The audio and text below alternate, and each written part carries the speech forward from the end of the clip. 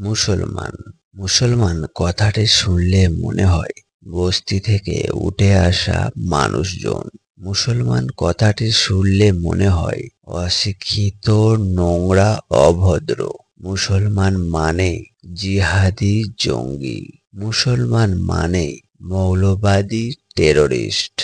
ইনি একজন মুসলমান, নাম ইয়াসিন পাঠান, পশ্চিম মেদিনীপুরের পাত্রা অঞ্চলের বাসিন্দা। এনার কাছে রয়েছে 1994 সালের রাষ্ট্রপতির দেওয়া একটি সম্মানীয় পুরস্কার। আর সেই পুরস্কারটা কেন পেয়েছে জানেন? তিনি একজন মুসলমান, অথচ 52 বছর ধরে 42টি প্রাচীন মন্দির স্থাপত্য রক্ষা করে চলেছেন তিনি।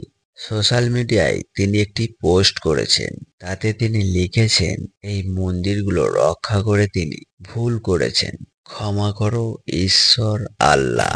কারণ এই ধর্মনিরপেক্ষ ভারতবর্ষে আজ ধর্মকে সামনে রেখে সাম্প্রদায়িকতার যে রাজনীতি চলছে তা দেখে তিনি থাকতেই পারছেন না। কখনো মসজিদ ভাঙা হচ্ছে, কখনো মাদ্রাসা ভেঙে দেওয়া হচ্ছে, কখনো কখনো মুসলমানদের সম্পদ কেড়ে নেওয়া হচ্ছে, কখনো আবার মুসলমানদের সম্মানকে মাটিতে মিশিয়ে দেওয়ার প্রচেষ্টা চলছে, ভেঙে দেওয়ার চেষ্টা চলছে মুসলমানদের মেরুদণ্ড। এটা কোন ধরনের ভারতবর্ষ? আজকের ভিডিওটি এই পর্যন্ত। আবার আসবো অন্য কোনো ভিডিও নিয়ে। ততক্ষণের জন্য আমার চ্যানেলটিকে সাবস্ক্রাইব করুন এবং এই চ্যানেলে আপনাদের মতামতটা জানিয়ে দিন।